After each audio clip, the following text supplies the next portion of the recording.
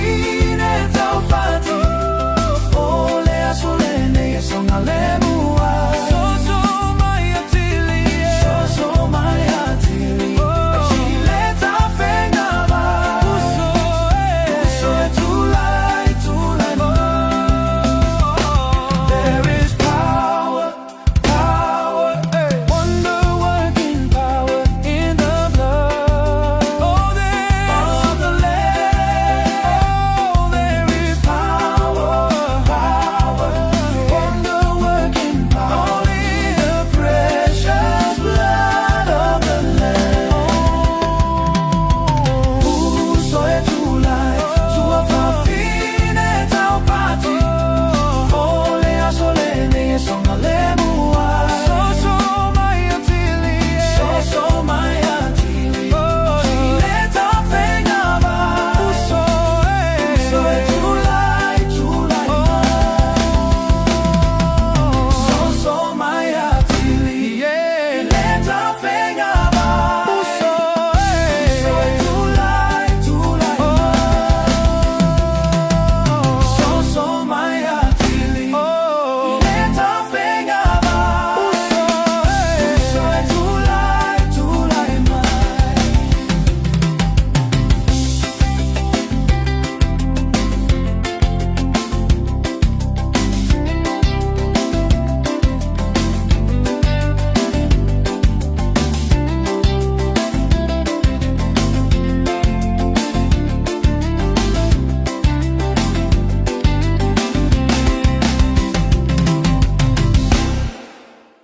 God, hallelujah. God is good. And all the time, God is good. Praise the Lord. Hallelujah. Aba tamali ni ba engole afiafi. La e oile vi inga e pale oile vi inga lo mato watua. Fafta itele le atua li nei ba engole afiafi o mafai o na mato te maua. Li nei ba engole itu la. Mato te fa so ai tamai no le Upega te failangi. Fafetai le tua moa vanoa wa e au mai. Mato te fafetai la wafio tamale ne yafiafi. Ono le maalosi mai la wafio. Ono le toto la wafio saka vainai mato. Ai maiso le maalosi o lo wanganga paia. Musuria i mato le tua lo mato tama. Faunga ino mato wola le faunga ino i mato le vala awina o et tofi ai. Fafetai tele le tua lo mato tamale ne vaengo le afiafi tama. Mato te vala au le ne afiafi le tua. Fafetai tele lava tama ile nei vaengo le afiafi. I lau leo leonga malau pipuinga mai lava ile tae au le tua lo mato tama. Le neu mato wo o mai le nei vaenga o le po le tua. Fafetai le tua i lau fa malolonga.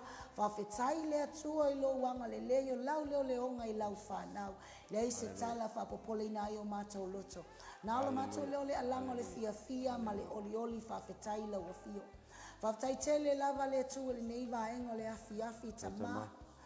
Ono lo walofa tau muli ya te i mato tama. Famata e whaingo fia le vaai le tangata le tua.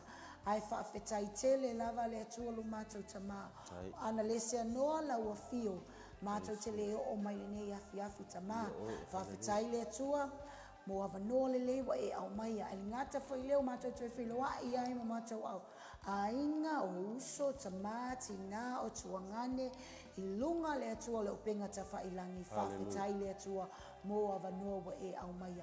Wauwala au i lawa fio le nei vaenga le afiafi tama. Anga le lei mai lawa fio i le whasoa foi pula apa se polo kalame o le amato whatino ine nei afiafi. Tala mai e lawa fio mea uma. A fio mai lawa nganga pa ia e taitoa lua mai mato. Ia whapena ona manuia i mea umala mato. Whai e wala au lawa fio. Anga lei lawa fio le mai moa lau a inga i lunga le Upega ta whailangi. Fese mama o atua ina mato i leo le nei afiafi le atua. Alofa mai lawa fio le nei vaenga le afiafi. Wa outa talo tama. Whama ngalo mai fo i lau whanau le nei afiafi tama. Sa malinga lau whanau.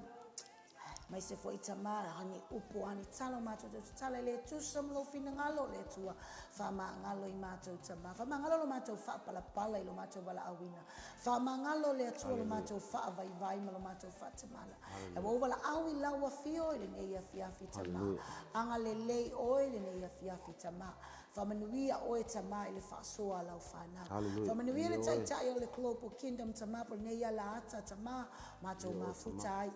ngata wheleo mātou wōma mātou pā angata mātou whelua ia inua ne ia ileanga le leo lau fio. Whamanuia mai oile ne ia whiawhia te mā ua male toa lua a matai laua fio le mātou pulkalami. Whai iwe laua fio. For you mātou le vi inga ia te oe. Tu maulava le whatau waa e le tangata tama. Una o Yesu mātou wole mala awa tu wai. Amene ma amene ma amene. Praise the Lord. Hallelujah, hallelujah, hallelujah.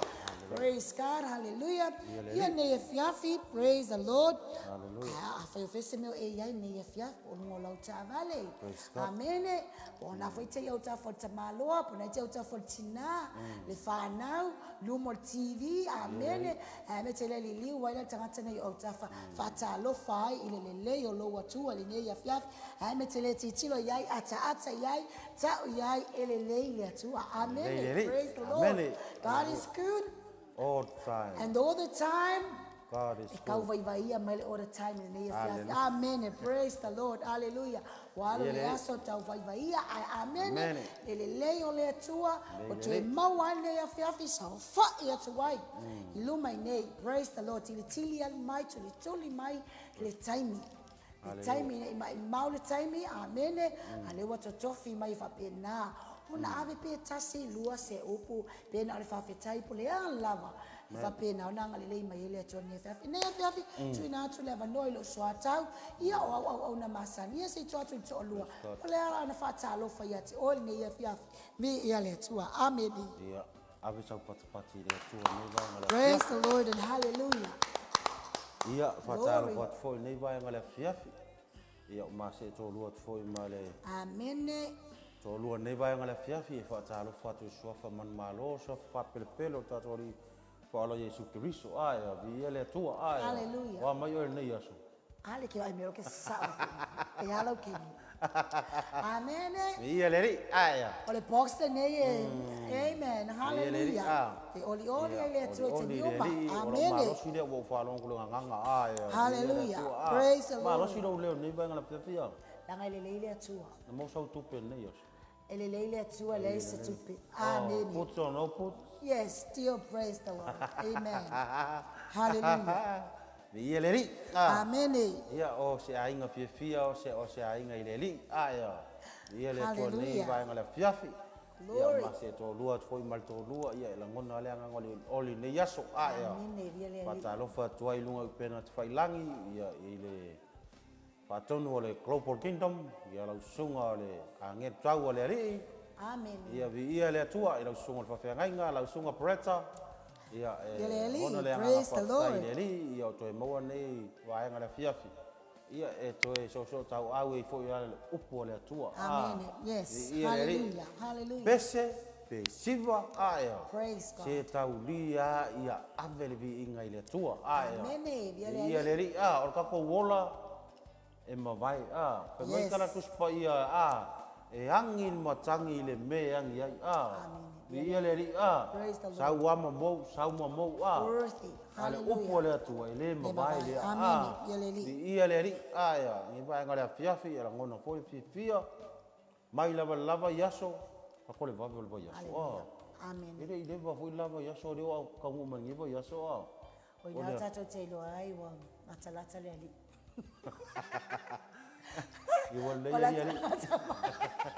Ia ri ia o ngata tu te roai e ese le tau muri o le alofa o le atua te tatou hallelujah ia le ri le se sio ma ia e uia na i malanga maliu male o tinisi o ainga praise the Lord o lunga o nisio tato tau ainga o lo mai mua mai ia ai tatu te le whano no ai langa o le ala le o lalangi uma ia le ri o mai ta vita no Natalia Solomona o le walu le ala o le walu le ala le lalangi uma ia e wha malosi ma e wha tamatane ia whai fo i o misia le maftanga ma wo ma e pele tono le ainga ma le ainga ona malanga maliu ma le oti ia e fa pa ia tu le nganga o fa ma fana ne va ngala fiafi i lau po kalame nei o le tu le upenga le loto ia le wa mama futa tu ai male pila le host le ia fiafi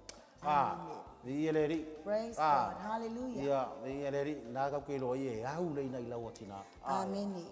Lo talanga ka ko ku ia ole ma fa so tuai wa lo tu mai le bango ele to lua. Fa tu fa to fa ta lo fa ia ma fa ta lo fa tuai. Praise Oi lo God. ai ngai nei vai ngale fiafi. A fa yo e mai mo mai ia fa ta lo fa tu. Ile suafa fa pele pele. Ora tatou li fa ola o Yesu Kristo nei vai ngale fiafi. Amen. Ia lele. Amen. Wa mai alo fatalo. Ia, o mai. Wa uma. Wa uma ke. Amen. Ia lele. Ai mele te tu elu ngalo lima mai talo tu la fa pe lima o. O talo, elo patipati, o talo. Talo Ia.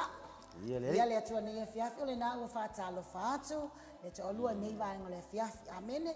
Ia pe ona fai atu au na masani lava. Amen. Ia fiafi o so ngafua. Ile itu laiva ana ile itu lai se fulu. Amen. Ia fatalo fai lo pa ia malo mamalu nei ia fiafi lo ainga. Mai so se tafole nei la lolangi. Amen. O te ilo te fatalo fa good morning. O te va beati good afternoon. Ia, ko te va good evening. Talofa lava ki ora malo lele. Pula vinaka. Amen. Ile nei va ingole fiafi. Ilopa ia malo mamalo le nei fiafi. Amen. Ia, fatalofa tu fo ia te oe. Nei va ingole fiafi le ngale le o le tua.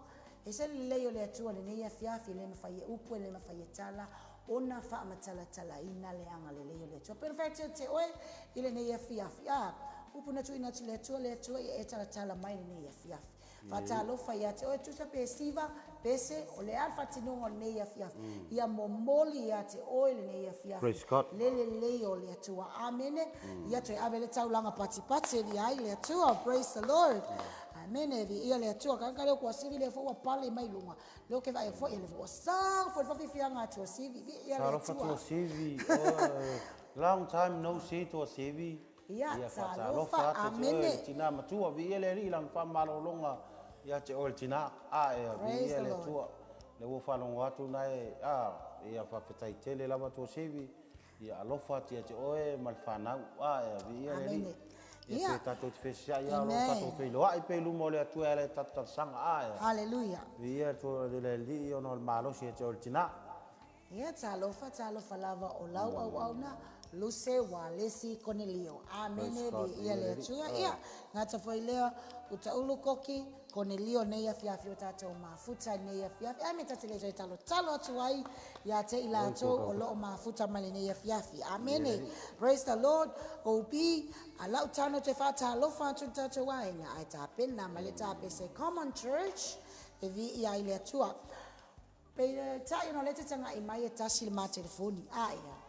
Ayo wafia fi mafapi nei e tele na ufai atu o le amana ia o se mea e sili masili ona taua. Amene ona o lo awai mai lunga o le tato ala hata e se le taua ia te ima ua male te olua. Fata alofa nei maengo le fiafi ia le auna nei fiafi a J. Jimmy Brown Williamu fata alofa mfafiloa iatu ile nei fiafa taitele lo mafuta mai ile nei vai ngole afiafi. Amen. Talo fatina to sivi male fanau fa manuia tele le tua ia te oe male ainga o mai lo fatalo fa o lunga le global kingdom o lo au nga ia tuai fatalo fa tu fo ia feifi walesi o lo mafuta mai nei afiafi. Amen. Mana ia fatalo fa e talo yo ma show yellow pox. Amen. Fatalo fa tu nei afiafi au na ia Lilian fa manatu yo to lo fa manatu fale tua le pale tau si le fa manatu fa manatu it's tono sale panga ai ni sale panga nei wa pale mai ia le tua te oe tua fine. One of our friends from overseas, New Zealand, talofa tufi taufao au olilangi aloli isale vau. Ni ia le tua o nei aso. Ia malo so fua fiu. Fatal fatu ia le ri e fa tono lo malo si voi oe ia male ainga ia le ri ia alo fa te atu sto ainga. Ona nei fa mana tu e la so fua o siona ainga siona fa tua no ai tu ai lunga ia fa mami atu las fa na o lo story brother tu Fiu ia po ele uso foi tau fao ia. Amen. Pa manu atu la sofana o siu to lua. Ia le ia. So ai tua sivi le fai mai ki ora malo elelei pula vina katahine ma namaste shalom o kaka ikele konnichiwa. My family, we love you all. God bless. Wo yo isala e faka lo fakoti. Wo ya felika. Sai fa manuia si Emmanuel nei vai ngole afia. Wa maka fe wai ko sivi meu meli voi ngai. Oka ku pe advance ko sivi ya. Praise God, hallelujah. Praise the Lord. Oh, you put namaste, konnichiwa. Oh, you ngana wo isa nga. Ngana wo ya pang. Ngana wo lelo makua le ngale.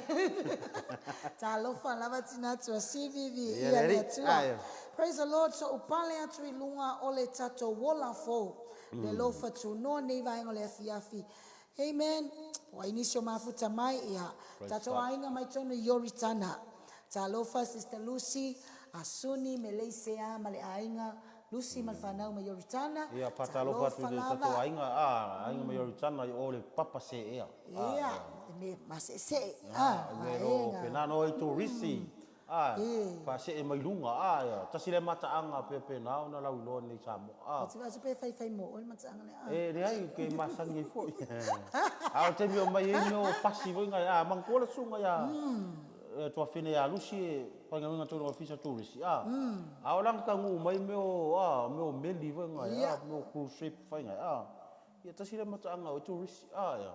Tu rota vale tai o wa kele meu taxi kele meu pasi o Lucy la lo faso so fo i pasi ia vi eleri ia Lucy ia fatalo fatu so fa man malo ta pa Yesu Kristo. Alo fa Sister Lucy vi eleri. Alo fa fo ia tu pai ia man fanau ia vi eleri fi mo vo se vena ke pukia o ia o ke me ka ngu mai meli ia longo winga mo ka ngu kia o fa menka ko pasi vo ngai o ka ko ka o lo mga fa kalile vena ayang kulo yele piki apule ako e mga fe ka ile kuol pala ni ko e ke ile pala ngoro lango o pala ni ele ku se si ko piki ap ai sa moya e fa onga mo me uma e ai uma le lua sa e yele tu o lo so me le so ta lo fa ta to ai nga mai New Zealand.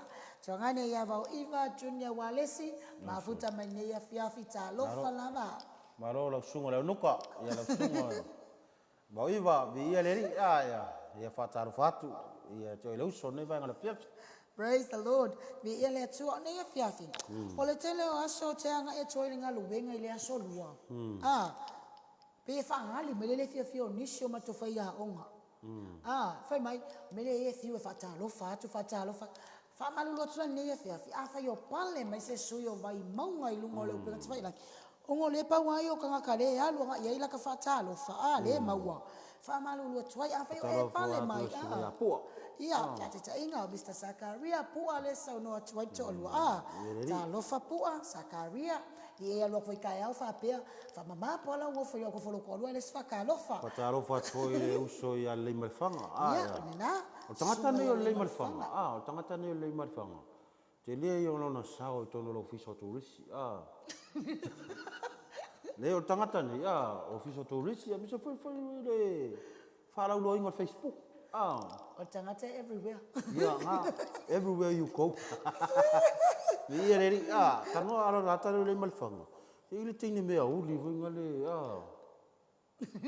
Lena sau mai fafo ia lena sau mai fafo wang alo ve ke ule ngol kengi te le ia sau le uso le sa fai ko lo fuso kuris mongol kengi le travel ile lalang ia to ile ngal paule al kengi le e well known for ile lalang ia to la wa ai ile kengi le o kengi la le halu le ku ale nga o mai sa mo o le lang alu kengi e solo ka ko ko sa mo mar ko nga atu nu le ta to tu e ngo ai ko inga vo nga le nga ru foi mo isi tu risi nga fi sala fai nga sala fai o le uso la ya le malfang o ia le sa ave le kengi le sala fai ka milo sala fai no pay e le ko ngia ka va le uso Anga pia menga kau le ro ko me alo uso. Ia le ke le la sa le uso ia fai foi lang pising si tem nei ia o fa mani anga le atu le uso ia mal fa na fa ta lo fa nei ba nga o le afiafi le suafa man malo tatori fa o lo Yesu Kristo. So for manuia penona le malfanga and the twin sister shop. Amen. Talo fa tilo pa ia. Talo fa foi po pale mai le sunga le tamai tai pule lua ia manisha le ainga fa ia onga talo fa lava. Once of our friends wa pale mai foi lunga ia Joseph sita tapo talo fa lava nei va ainga o le fiafi. Alo fa to foi amen. O falo fa tu lo sunga fa fenga ngau ulu tali mal fa fa tai tele tu fita fa au le langi male ainga nei va ainga o le fiafi amen. Ia le Aileen sai sola ainga mai Australia le fo pale mai tono tatu ainga mai le uso ya finga sai sola finga o le ngo so fa kanga o fika ko pale mai sai sola finga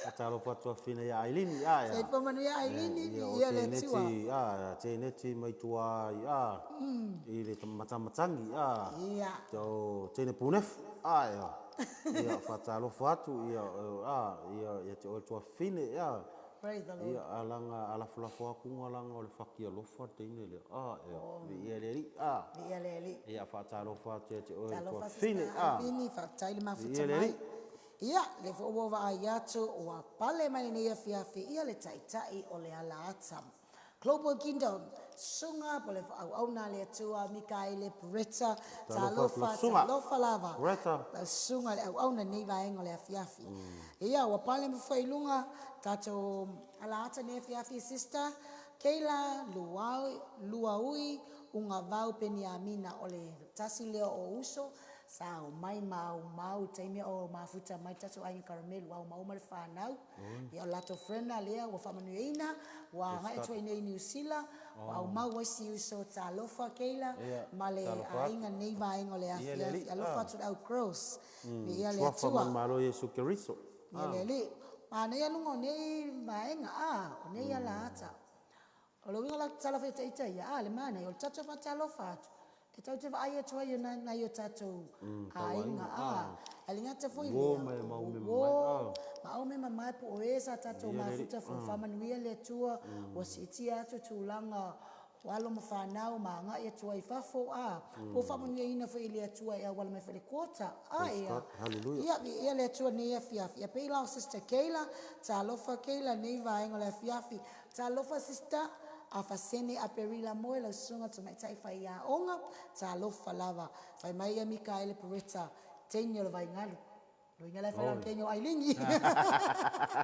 praise the Lord viele tua ya talofa faleata to ifasina reupena famanuia le to ne fia fa taitele mafuta mai ne fia fi op already mai tato o te lo foi wa fia mafuta mai foi tato ainga ne fia fi isinga lue asinga stiva fea le meu ai ele ka fia enjoy ne fia fi i mai mafuta mai ai ia tato te foi mai lea ile nei va ngala fia fi fa wa winner tato por kalami ise fa so mai le to aloha. Praise the Lord. Hallelujah. Over to Luma. Amen. Hallelujah. Come on, church. Come on, let's go. Come on, church. Let's praise the Lord. Come on, church. Come on, let's go. Let's go, let's go, let's go, let's go. Let's praise the Lord. Let's go, let's go, let's go, let's go. Let's praise the Lord. Let's go, let's go, let's go. Come on, church. Come on, let's go. Come on, church.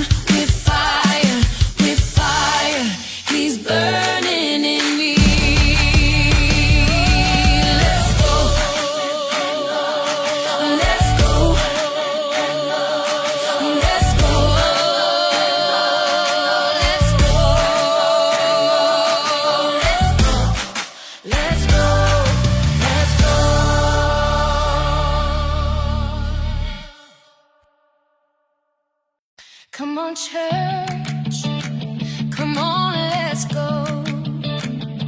Come on, church. Let's praise the Lord. Kau kuro no kau siva sole ai vi ele ri ana wa sela ni kai kinga umoro ki siva vi ele ri Praise the Lord. Hallelujah. Hallelujah. Miri. What's ya? Ele umoro ki siva Ele uma. oh yeah kai e ki siva Praise the Lord. Hallelujah. Hallelujah. ke lo melo le siva a fai o ngai kinga fuma ni wa ngala pia fio ngai pi ki kau tinga le siva a fai pu e foura wa ni wa ngala pia ya siva mo le ali Amen. Praise kasi God. da mai nga Hallelujah. tau o le tau langa Yes. o lo siva mo le ali peke Inga, paki amen. peke siva ko ha nga oso vi ele ali Glory. langa ele o fa tonga mai sei si o lai fa tonu mai la fio pa ele ali vi ele ali praise God Amen. ia vi ele ali o le kaimi le a tonu e la fa so ke ko le ta u o siva Amen. langa pei o le tala i le au nga le atua le tupu o Israel Hallelujah. a talangolo le siva o tamaloa lea he is the king of Israel o le Amen. tupu o Israel a fai mai le karakus pa ia i le keimi o ave ese mai ai e atola au o le atua i le fale o peta e toma ua ave anga Jerusalem Yeah, amen. nga makua ako ia langa lo ke fakai kai ko ako ngasi ele sa pe ko wai me ele sa pe ar melanga ile kai kai aksu ele ko ofu ke wo ko wai me le ai o se pe ile ni Amen. langa na ala wing ora tala na siva tamaro na siva Ele fa vai. e o le fa tu mutu monga le Israel o tamaro kai mai le kara kuspa ia nga makua siva da malo ma ambele atola au le ali Hallelujah. ele siva mai tua na siva i ruma Amen. kai pe ole me ngane le fai songa i miki le tangata pole pole tau pou Ka lolo. ko la o ta lolo ola nga ia e kau pou male ayuri o kala la lo ko wingo a mangkola e Yang ela sau pe. ia le Amen. Evi ele su. le winga la tala siva te malo ta vita ma avele atola au le tua te mo ese mai fale o pete e toma ua mamoli lo la atola au le Ole mala au matando. Ko sau kasi. ma mai la tatus pa ia na matua toe a le lava lava longo winga mangkua la ka ko winga mangkua la masonga ibi mangkua mo ko inga ya ia runga le ia le winga ngal me no ia atu kai fa pe le winga la utala ka ku kitotoi alanga ole nau ole loto tamalo Praise the Lord. fai tau langa i le atua Amen. Yes. ai sei fa manuia mai le atua ya Israel Amen. Amen. li ia le a fai la we mai mangi ngi le fia file siva ko le ala to lua ia mala pati atu ia le o lo e siva i fia Ile atu. ia kire siva mai pe yo ko singa Le ai. ia ma Mai ela maka. Aya. fa pe yo la siva lo ko lua venga le vai mai yo Au kai ele malu le fai bai. Kalau ele malu, sia kau pos eu falco.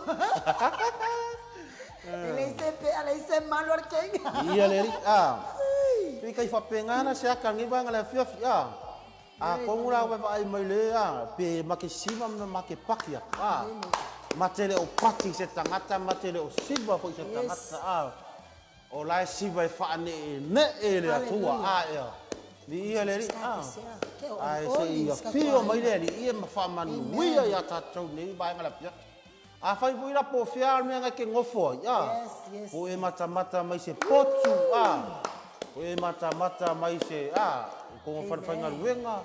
Ya po fia lava se pulu ya o la usiba ala nga ia maua lunga i se vi inga le ri awani iftato fa o le vi inga ia tato sisiba ave vi inga le ri o mea uma e fai leo o le lalo langi ma mea tu mai o Yehova ia Amen. o mea uma ni lalo langi ele ainga o mea Hallelujah. o Yehova o le atua e onga mea uma le wa mai ati Praise tato God. Praise the Lord. whaile wa mai le atua ati tato ran me ka fai pa fo i le vi inga i le atua e ana i le atua Hallelujah. Hallelujah. bi le Amen. ko se sivala Aua, ke lo le fifinge pio le mele tso ka kaulanga siva. Yehova ia preta le. maka ukia tore pia siva neti na so So wa pale mai fani mal fanga mal vaenga. Ia le ri a ona tsongo male oli. E ke fio ka fio fi le mingoyo lo tino. oli kele Ma kwa ko tulu male oli. ia le ri apa ko nga misa malo to lu nei vai ngala fia tu ma ua ini kiri ma ka nga ma ka wa misa ya bi aro ko skemi ya mu yo kele mai kala ko ru yo ku yo fa ka bisiku ya bi ele ai kele mai lo kala ko ru e oso ko mo wa pa memo olha e mo lo wila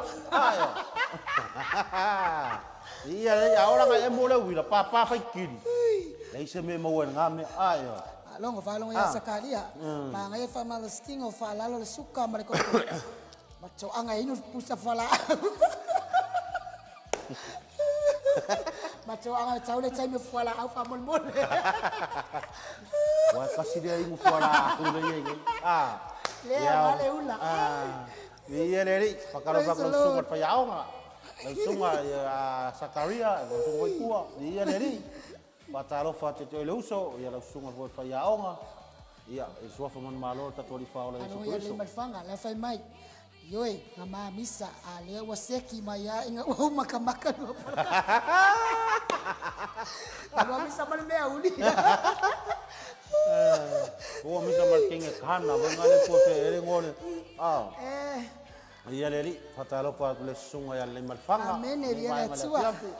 ia la sunga al fa pisnisi Amen ya le. sunga al fa yaonga matautia male malosi ya po la sunga po e fa pisnisi malosi afia mo so ofu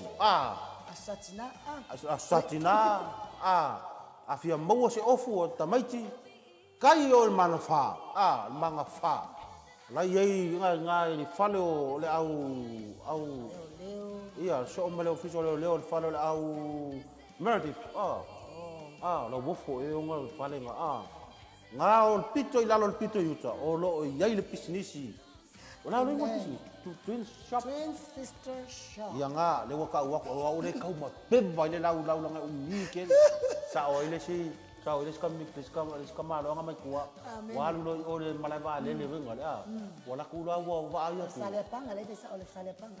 ye kai kala ko wala ku lo ba ku fale olo wa musu lai ka wa fili mai lo ya nga u ya la ngolo fe nga bo fe mai mangkola upola international la ko mara vai chengo fale olo ino tele ya pot Ngwatele ya ya pot. bi le ri ya venga wa ko ma ko kala lu ira ka ungole pisingi sele sunga le malfanga ala wingo la utala ya tunu fo ifafo fa fi mo se ofu ya le sunga le malfanga ia o sunga fa ya onga Ele ave fuafa mol mol. ia fa voi la pisnisio ofu matango fi ena mai fo ia me o mutia le bau le sa te wai tonu al malu tatalo le ri nei vai telefon le fa sa ia o I kongo nga mai ai ia le ri le sa te wai tonu me tu ai le ia vai al fa fe au ai la unga le upo le ri pa manu le ri business ya bi le ri Hallelujah. Amen. Praise God. Vi ele li. Alo falei ia Pastor Mikael ka ei fang. Amen. Amen. Lesolan ni api ni. Si atato pati. Pati. Asu api. Si akaku kilo kemi. Si kilo pati ya fu. Alo dua ka ei maka ka ei fang. Ale api si pe ka ei kako fang. Kako pati da api ngai. Ile vi ingole ni. Mane masih upu batu mole. Te loa lava mata toena mo ni afia. Hallelujah. Ini le kako mau tatu. Ala ini falle ole ni. Ai ngale mau tatu olai esel melai olai kusi seis ko ngabao pe kusi. Ya nga pe fa tang solo vai. Iwai umai fo ya ngale falle mak ya me ke mau Oleh aku fuala. Au. Iya le Opi, apa nama sister tu? Pese. Wah, ayo tu ni bang fiafi sama okale oli sister ai ngalo pale mai lunga. Ele tu atalo fatai na papa aso tu fa wa fatalo. Soni. Ya. Sung la wow. Ila so ka lo fa la sung la wow la sung taina. Wa ke lo ka fa lo ngaku lo ngo mai lo so. Ni ele wa mer to lu mal fa nau. Ni ele Malo ya kwa sivi. Ka ni fo. Malo foi lo makuale. Ya lu ki ole ko malo lo fai kala Lucy mai. Ruth Zoe Talofa, our cousin from New Zealand, ile picha ilalo Talofa Sowai, Talofa lo sungal faya onga Pilimai, Miss Pilimai, Georgina Pilimai. Talofa sister from Napier, saying I fale anga me, amade, le fale anga me le sa mai Napier, amene, fa malo lava moletai no fu a movie ingole tua, amene. Fa Talofa fo I neva ingole afiafi, isio tato au ingole opale mai semsa leva, le ele tua Samsoni le kiki, amene. Praise the Lord. Samsoni. Yele tua, Alofa teleatu. Ele tayo tu ua o tou langa ole amana ia. O se mesili ona taua ia te maua le nei fiafi. Sinapi fa aulu falenga. Yele atua talofa sister sinapi. Talofa sinapi. Lua yele atua nei fiafi mese fa nau. Alofa tele atu mo o tou. Fa taitele lava le mafuta mai nei fiafi. Ofa tia whaloloa. O kere ako i le sunga iau ka olo mafuka ako i ngai Sydney, Australia. AS Samoa yo. O Sydney, Australia le sa wele au na lea lo olofa mai mo o le to alua. Amene vi ele atua opi ta pena mai ui. Alofa tele atu. Si fale tua le na lele nei le tae au. Sista ala iula, yoasa, se walele lengi nga luwenga le kama. Mai le kama walele lengi nga luwenga i lau visi mai. Se le kuruku o lau konu. Pasau le solo lalo pa o Yeriko. Ese lailo anko fa mole sema. Sai sola e wai vai go fa ya o ko kiki pale mar ka lea. Sai sola Johnson finger. Kasi de vai ngan ke vai ngan. Sai fa Ini tu vai ngan wa. O tenia ki ole vai tafe ngai vai ngan. Ole singa. Ke singa. Kau di lo kau di ngole singa se. Wa long time no ko kuan mele yai son. Ke singa. Ke singa. Talofa sister enani maleta loa ya lua talofa lava. Talofa enani. Amen. Tawale lay please. Famaito CV song request please. Tawale lay please. Kafia siva lava le pesele na. Luma oema oefol pese kwa CV le neighbor request my yai. Mi ele tu neya fiafi. Awani tau fia lo oli o lo fia neya fiafi.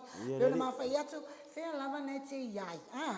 Fela mana te yai te mafuta mai yai wa o kaiminge wa kaunfa ka o kolia moenga wa momoe fa moe fa na wa ta ya le onga ya o lunisi lungo le wala Hallelujah. ya talofa te yai au ya le fai mahalo solo le media ka kilo ko po feta to Kilo ele ingia ka kanga o te yai au so de unga wa ai wo ko ko kango ya te yai au no ki karo ki taro ya Si langa lomo ku ai pe ko ola mai ko ia kaka sa rock and roll. O ia so vai. Ia langa la te ia lo fa nga lo suka. Kenge le ba. O nga fa ngua. Nga vi le Ia whatalo what lau sunga te ia au ia le ri ne vai ngala pia. Fingasi.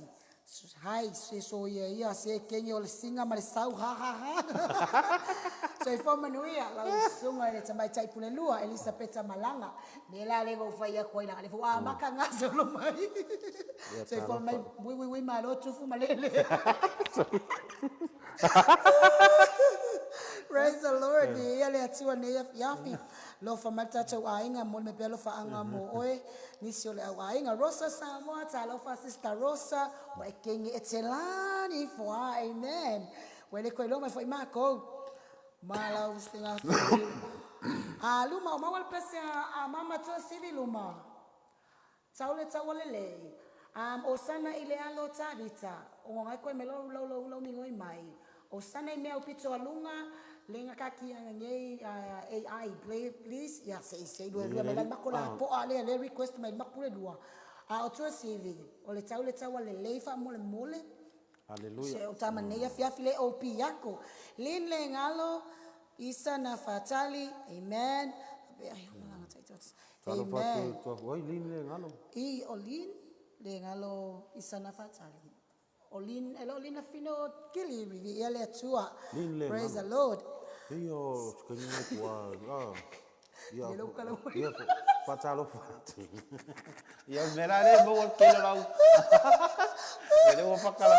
Ia le ri patalo fat ne vai ngala piapi. Amen. Sawi matsangi lau salam matsaena so ifo manuia vi ia le atua. Hallelujah. Wewe walifanya kwa sisi kwa kula pese maso my mama say sio kula pese. Amen ele tu ne yafi pala vale mikatau esevi ele tu tinaya pala mai Australia sai fo manuela sunga Talo fatu pala. Amen Pala vale vi ri Mrs. Pua Antonina Ahim Pua vi ele tu ne yafi praise the Lord. Hallelujah. I sunga singa AI waluma wena ko pese waleva fielunga weva ayo waleva saule request kwa CV wa ngai mai vi leri ongile pia praise God hallelujah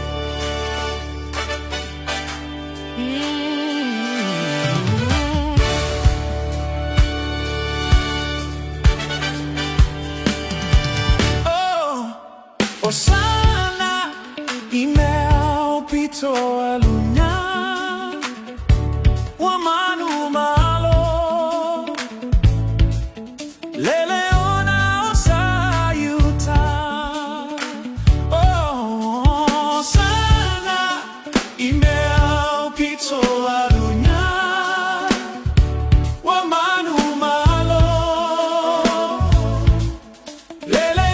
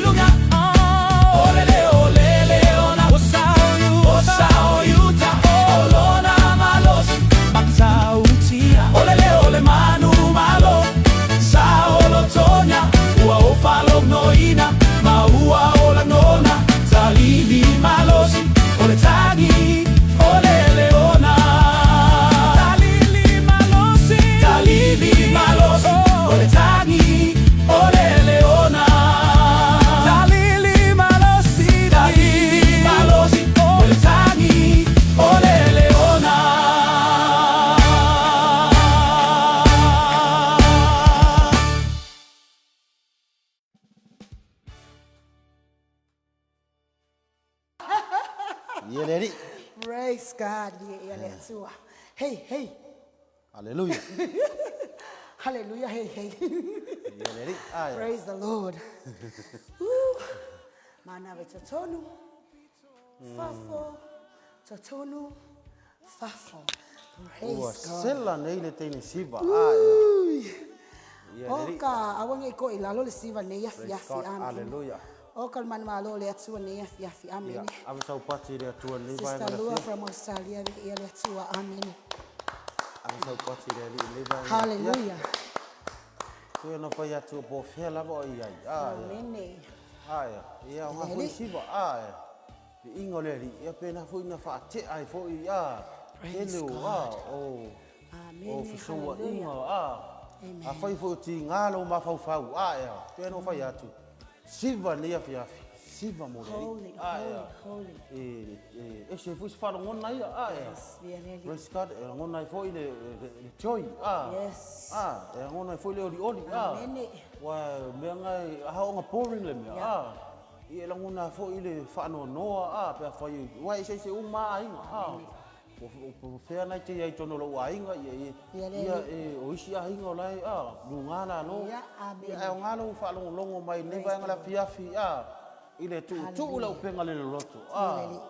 Ia le ri. Upu ia upu ale a whiong pa ia le ri. Upu ia upu na whai Iesu ia pē te utoi tu lau penga le Loloto. Amen. A whaila o whesua inga lau ainga newa ngala fiafi. Ongo nisi o ma losi o le lia nila lang. Thank you, Lord. Ia whai e mata ma newa ngala fiafi. Enjoy. O le fiafia. Enjoy. Fiafia. Ia tasinga vai la au e se voi mafon mafau. Ia le ri le pressure. O isi makua pressure mafau. Ia le ri. A whaila e whala pa ma newa ngala fiafi. Ia sui e fo isau baba ai nei vai ngala fiafi. Praise God. Ia o ngale enjoy. Ese ai le pressure mafau. Ia le tua. Amen. E fa pena fa tu pu mai foi. Nei vai ngala fiafi. Nei vai ngole o le aso. Ia ma nei vai ngole o langa. O kwa gaming e. Telo mau fe show inga. Yo o tono a onga. Yo o tono ngā ruenga.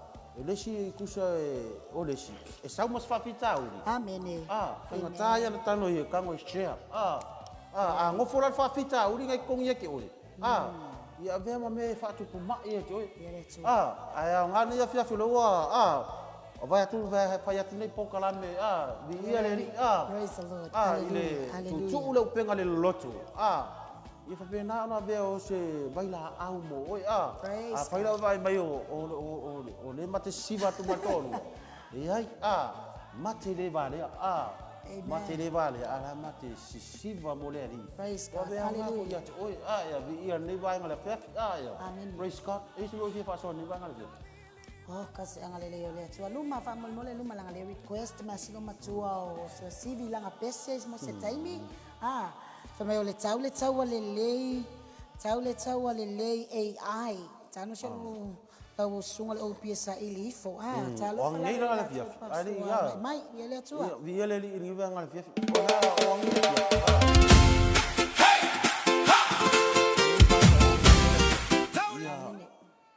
sa ua laku ai iuka inu ia ma kau mai la vero loa ia kau mai male puo fai ai kung uluang ila fiafi praise God ia ko sivi Hallelujah. au ke fia ai mai foi fua oi ulu ngai samo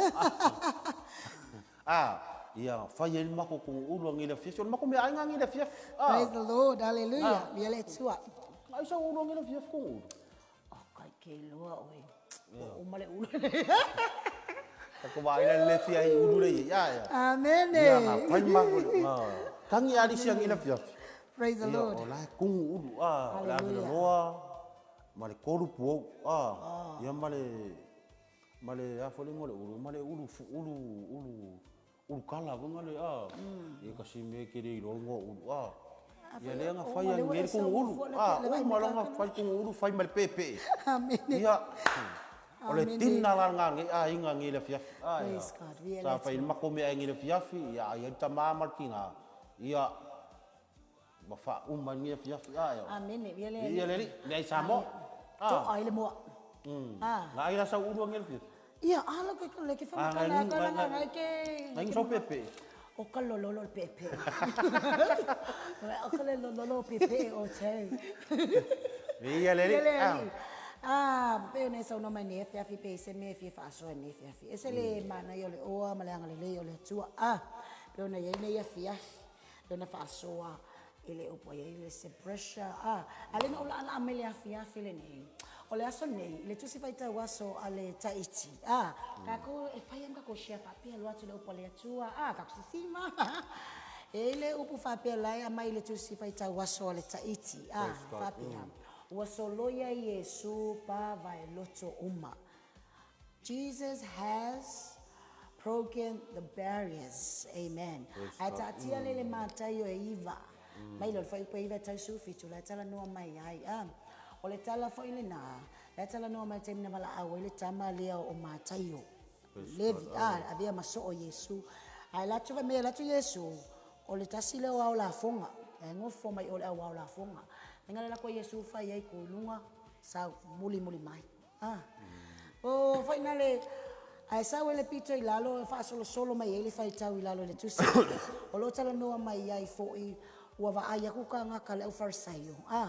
Wa ai mai Yesu ma le fa ola fa pe ma le autelona ai fesili ai pre se ame wa ai fa tasia ile to wa o ma tangata sa pe ola va ai fa pe ole wa o ma kanga kalehanga o ila ese ele fa ipuna su to le fa mai ai ele sa Yesu mo e malolo na o sa mo e mamai so ne fia file fa so ai pressure o le ale mai awa atato tala no lo I yo pa Paris o solo Yesu po o talepe Yesu ele ya se talepe ina ni pa fa se te ingo mai o le ba IT nga o le loto ilesi ya ai ve mele ne fiafi mai o le atua sa Yesu fa no kele isau mo e malolo kele o saula mo le malolo ana o sau mo tangata la ya la mai le tangata sala amen tangata sala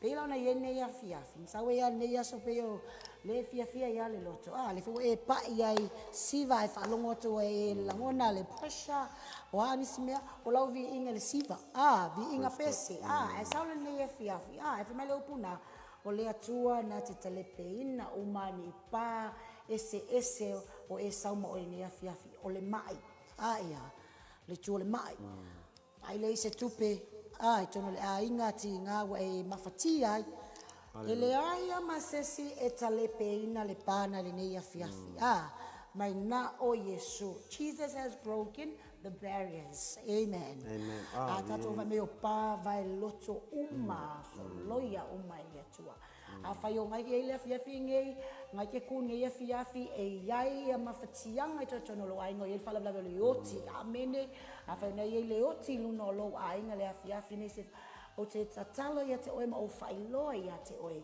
amene fa ila ngai ke mafaki ai ma e kausu se seleni whatever ele ia masesi e talepe ina le pana le fo isesi na te fa ala le pana na o lo atua amene be ele to ni fa fu ola tala le o titono lo ai nga fa fonga me nei vai ngala fiafi fa fu yo na ola tala le oti praise God e lo fu na mafatia oe ona ole o lai mai lo tama lai mai lo tinga o nearest amen le wa fa long le upula fiafi nei o le suwa fo Yesu ngaki ka le pe amen praise God ni ele there's no other name o le suwa fo Yesu ngaki ka le pe ai Paris longo ingo me vinga makua poloka oni pa praise God hallelujah o me nga I me kampai fo penga o ka lepe amen kongo lo ko ifale but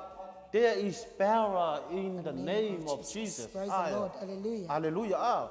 Tu la nga funga ngi po kala me ngi va ngala fe tutu lima mina tutu la Upega le Loloto. Fa yo ngi me ngai mafakia ilo mafau e fungi me ngi fa ngo ai po kala me ngi va ngala fiafi e pa ia tu lo Loloto ngi va ngala fiafi ele aise ele se mana ya te oi ele se mana ya te ele fu se mana o ya te oi hallelujah ele se malo se ya te oi Praise the Lord. tasia le ona le mana o mai Yesu ua utuina atu le pule ma le mana ko ke soli ai ngata ma akarava Amen. Ia le tua. haleluya vai ke lon melo nga kai malusi Hallelujah. o le akarava fo e fai asinga ma ai o langa u o le ngata fo o le kamalo ngata ka vio ai punga e o a ora nga punga ngaka e punga kwa e la vea punga ko e la vea ai fai mai le kana kuspa ia Amen. tala Yesu ua ho I already came to you the power and the authority vai ai ma ngai nga u Hallelujah. ma Hallelujah. uma ma uma to mai Yes, uma ko mai Yesu a fai la ngai se mai a fai ngai se mai kongo lo ai le wo tala no ke oe ele se upu ata u o le upu al tatou a fionga pa ia le atua Amen. Praise the Lord. o le pelu le Amen. o le pelu le o le vaila au le o le fo mai vo ile mo e mama haleluya o le sulu o le mala malama yo tatou wala a fai o ngai se mafatianga i kongolo ai Thank you, Jesus. praise God upu le atua ni afi Ia le e atua. pa ia tu Loloto pa ia tu lo ainga pa ia tu lo tina pa ia tu lo tama fe o la ka oko lungo o kongo fale mai a fe o la a fe o la sulungi ni o ke sene ni me venga i kongo i Chips. no chips fe ngale la ko sulu ko kingo se lo ainga lo winga ngala utala fe atu a fe o la wala lata atu le oti there is power in the name of Jesus. Hallelujah. Ya. E iai le mana, ile sua forta to ri faola, ka ko ke ki ngei ai, ka ko ke ki ngei ai. Ia me ole oti pe afa wala kalaka mai, pe ole mai pe afa ole kongo ka ko ai, ia le ri, pina le upunga le nga, le tusi ai. E fakasa, ngai au mai e fe au nga, ia le ri, praise God. A fai e fa fonga me nei vai ngala fia ya nga nei poka la me tu a tu le Upega Loloto te ko va ai o le nganga ia Loloto lo tatu va ai Hallelujah. a sei fa manuia mai le tua fa manuia atu le tua fa manuia mai le tua te tatu nei vai ngala fia Amen. praise God e se me vi fa so E pe me na le te teacher ne ia file manu na ia se vai tfile a ngai me sure tatou a inga i lunga ia o lo fa pena ona tu mai lo la tau au fa soa i le anga le o le atua amene mi ia le atua ai pe o le ia tatou tala no ia isa le o le atua i fa le tala le la ia i ma le tala na le fa fine puna toto praise God amen le tu sia le le tala no mai i fo i le fa fine puna toto ai fai mai le fa penga kango fa ya kuleli e o lo fia malolo na pa i le tu pa o le ofo ai o Yesu ai malolo ai sea o lona fa atu ia amen praise the Lord hallelujah wana wa ta wa tala le e sen mana yo le tala ia praise God langa le wa ta tala no te minge langa le nga ta o le sua fo Yesu pe naun o na ta lepe ai mo pa vai loto le kam fo ye le di langi manu malo ino ta to ale fo le mention ele to lu tala le vi ia le li amen mai kala kus po ia se fulu lua tau sanga se fulu lua tau sanga na mau ai le na mau siti na le mai le mai puno toto al keminga fa alongo al tinga le ia Yesu ia Yesu te mi fa longo ia tingaria ia Yesu e le i te fa tari hallelujah ai fa mai wo ia mo wo ia nau o le meo foi le loto ko akele o tangata sai i amen fa mai kana ku spa ia o le motu o tangata to atele ala me ngale fa longo ngai Yesu ia pai po la fai le kongi amen la me nga fa le fa longo ngai Yesu ia mika po Natanielu inga la ukala foi ngale po pasi e le i fa longo ina anu o tinga wa mo moli no na loto ile ri amen wa tatala lona tangata praise God o hallelujah minga la utala o tatala lona fale anga amen yes ele o le fale fa u lima Ele ole fale fa apepe o ta fale le ka tingo po. Ai fa ole fale, ole fale le na, ole lotu, tangata wo wala ngona manga tete le upo le atua ma fa ma wala lo. Ono na taimi le. Amen. Le ala na alu ale tina. Pai mai lang tan tonunga, na think positive, ma fau le tina positive lo na ma fau. Hallelujah. Swing na itu, Lava me o te pa ia tua. Praise God. Okay, ma lava nga mo ia. Lona fa tua lava. Ko sa o pa na ia wo umanga ku pe wo umale o ama tamau a ina na ia batu. I taula sea ma fo ma ise. Praise God. Ai fai mai na sinai tu pa. Luma, o pi fa mon mole. O lo request na sino ma tua CV. Praise the Al Lord. kemi nga pa ia tingare. Malolo. Aya. Nga ako nga pinga singa fa maan lo pa penge. Pero pa ia kwa alo le Pinga ska mai pa penge fa mesu. Okay, ole man.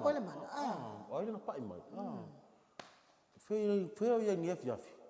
Ka ngoi pa i lo atua ni vai ngala fiafi. Si ma i lo atua Praise God. Vi ia le li mo mori lo atua lo fa fitao. I say pa ia tu lo li ia ti o nei vai ngala fiafi ia. Amen. Praise God. Ia le malo la sai nei vai ngala fiafi te lava. Thank you, Sister Lemalu, for your fast on your fiafi. Lo te fast solo to ilunga matiti lo te manuia to foi le loto nei fiafi. Amen. O te loa a feo le alu nei le alu le fiafi nei. Le faina o alu ele tu ua ila tu uma sa request mai nei fiafi. Sister Lua say uma ia wa klau pese amen uma ia say play mai ngol pese tu CV amen ele atua nei vai ngol fiafi ia. Yeah, pati mai ai, mas receiva mai nei fiafi le meu ai. Praise the Lord. Hallelujah. Ya inu sa uputi. Inu sa Ma upuvan.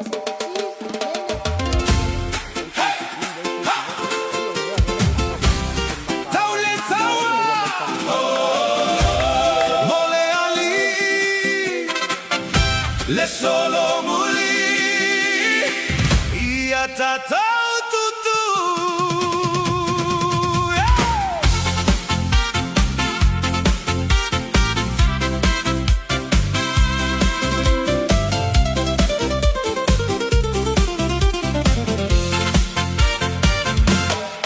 Uvala au mai le ali ia te au.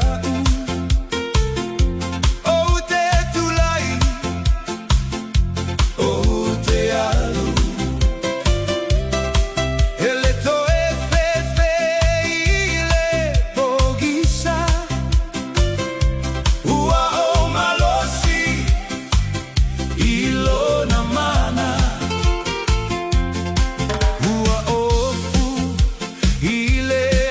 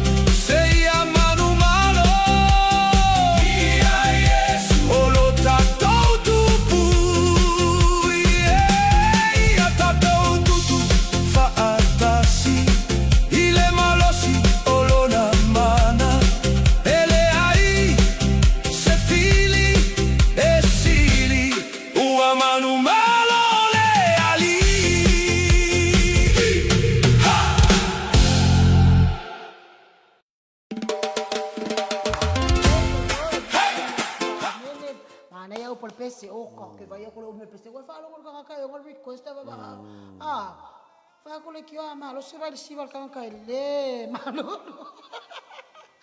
Praise the Lord, o te mana so o te pele pese Praise God. solo request ba ma me sta dia sister ta lolo hani lua ta lo fa lua vi le tola alwa te mo o ta te oli Tēnei tō whanua o mali atoa, Amen. Awana i mutaina lo oli o lo fia le Taro atu a whine ia lua, via le vai ngana fiafia.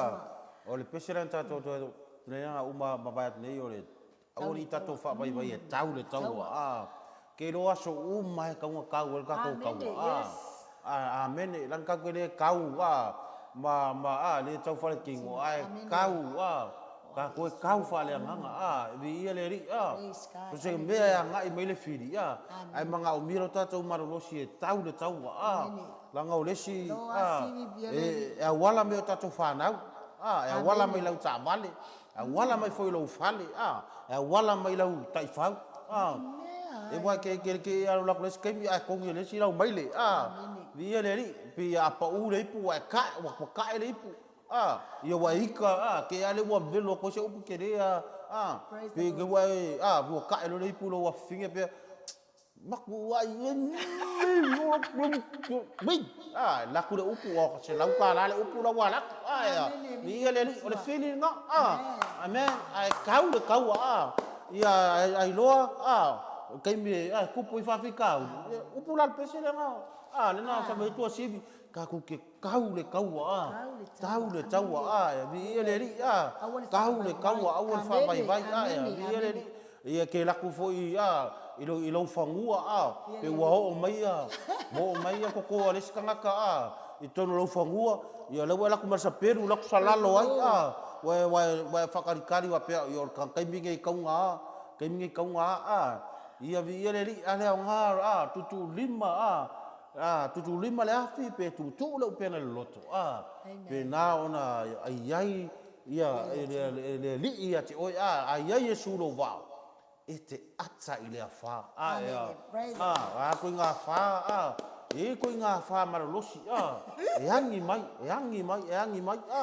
na ngai ala apostolo nu ese ke mi nga duai Paulo le nga ia fa mai ua pesi mai le matangi tele pesi mai le matangi tele o yero kuto lona ino ai ma ngai e stangate pesi mai le yero kuto la ave ma se kapiteni maros ala ave ma se tautai maros ala ave ma se tina maros ala ave ma se tama maros ia ala ave foi o se uso maros po se tua fa fine maros aleluia ia aua la mangi mang manor fili ya vi ia le io fili ngale o menga le kupu everyday life daily ke mo wa ya ngal fo ya o ya nga fakalapis ia nga vi ia le pe mo ka mai ka ile wa uma fa ile fakalapis ia vi ia le ngai ka mai me minus wala ngin ka mai ka ile wa ku la wa ku me lapis ile si ai ngai lunga io ka woso foi le ngai si alo fa yo tua oi fa pe yo lava ya te oi wa ngo ku ala lo se ko lu ka fa ngo ko ia la ngo fa lo ngo pe ia wa u le mai le wa ngo ka fa lo ngo tu ia lo fa yo tua oi fa pe yo lava ya te oi praise God ala nga fa wo fa kala pisi mai ele se fakula pisi ele se fakala pisi nga fa ele malo o fakala pisi o le fakalapisi nga fai tato e kalesia e le uso vo ia vai ia la kuru mo ia o nga lofo ia tua oi a fai fui lai fa fonga me ni vai nga le pia ia o nga fu ia oi au ke makerekele ia vele upu ni vai nga le pia o se vai malu ia te oi hallelujah pa ia tu le nga o le atua ia te ni vai nga le pia praise God hallelujah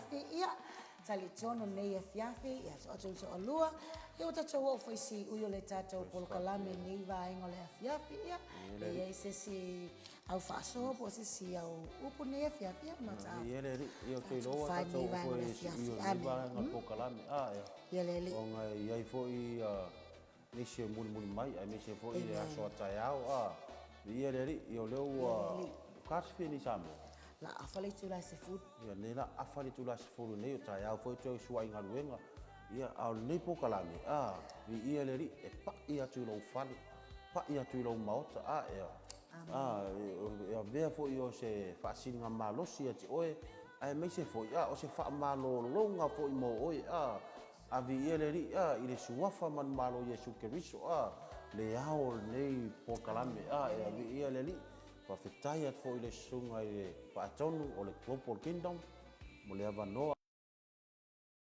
toi le nganga o le atua ia te oe vi ia le ri le vai ngala fiafi tasi pe dua se upu ia ua pa'i Loloto nei vai ngala fiafi o le enjoy o le mea pikasina na fiafia o le oli le li o lo'u malosi le praise God vi ia le li o le aunga nei vai ngala fiafi pa'i atu Loloto nei vai ngala fiafi fai fo fia maua se tatalo se fa'a malolonga ia na ia i lunga le tatou whaatonu o le global kingdom e te viri sa'o ai se si pea whai mana o mia se tatalo mo lo ainga po lo tama po lo tina ia mga o mia lai i lunga le global kingdom ia kako polkalame na there is power e ele mana o tatalo vi ia le li e te mwhai ona taxi po ai na o mia se tatalo mo lo ainga ia na fai loa foi la ia tatalo atu au na le atua mo lo ainga nei vai ngala fiafi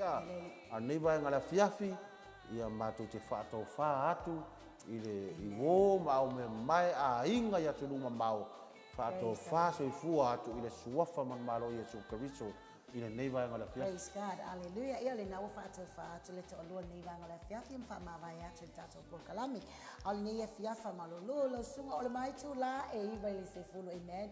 Peitai tatou wole nganga e whapena ana sa wale nganga pa iwa fiu e tau fiofi le flow wale nganga pa ia ma le whasoa me o tama ia nei e fiafa malolo tuai i le tatou taitai o le ala ata global kingdom ia ono wa over foi ni mami nute mani ai le anga le o le atua nei e fiafi mo i latou uma sa pale mai ma tatou mafuta i le nei vaenga o le a fiafi i le tatou polkalami ta tuutuu le Upega i le Loloto whamanuia tele le atua ia te oe nei e fiafi sa tau mawhai lava ina ia tatou ia nei e fiafi ame le vi ia le atua o na peo na whai atu le amana ia se mea whai sili o na whai ngatai ia te mau le ama le pa i atu ia te oe nei e fiafi na somana ongana e tu ina mai whamalulu atu pao ia riko a tonga vea so fou wama li pao ia riko ai le anga le leo le atua polo kalame o le nei e fiafi e misi o fuafuanga nisi la whatao tonia ia tofanga fai se fai ngā malolonga iai le anga le leo le atua amene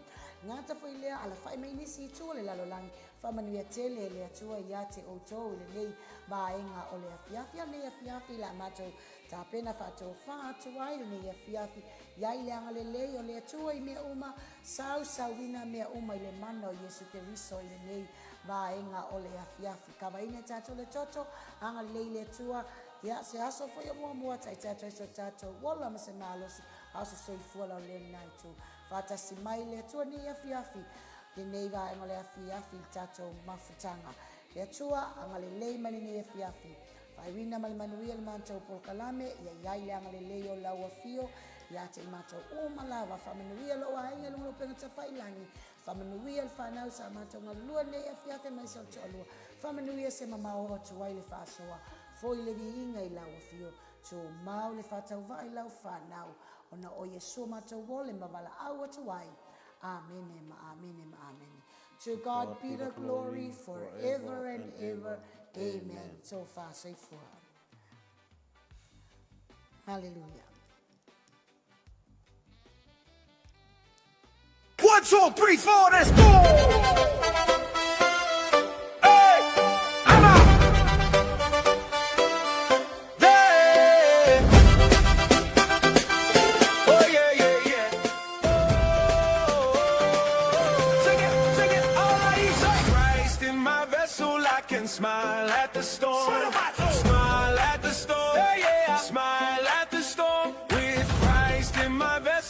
can smile at the storm until He guides me home. With Christ in my vessel, I can smile at the storm. Smile at the storm. Smile at the storm. With Christ in my vessel, I can smile at the storm until He guides me home. Sailing, I am sailing home. Sailing, I am sailing home. With Christ in my vessel, I can smile at the storm until He guides me home. Aya Yesu iluva aute atailefa, atailefa, atailefa. Aya Yesu iluva aute atailefa. Seyo iloa inga. Folau, folau levasa. Folau, folau levasa. Aya Yesu iluva aute atailefa. Seyo iloa inga. Folau, folau levasa. Folau, folau levasa. Aya Yesu iluva aute atailefa. Seyo iloa inga. With Christ in my vessel, I'm steady through the storm. Waves trying to test me, but His peace keep me warm. Anchor in His word, yeah, that's how I stay strong. Faith on full throttle, can't steer me wrong. Enemies approach, but I'm calm, no fear. Cause the captain of my soul's always near. He speaks peace, be still, sees quiet there, roar. Now I'm sailing with purpose toward heaven's shore. Sailing, I am sailing home. Come on. Sailing, I am sailing home. With Christ in my vessel, I can smile at the storm until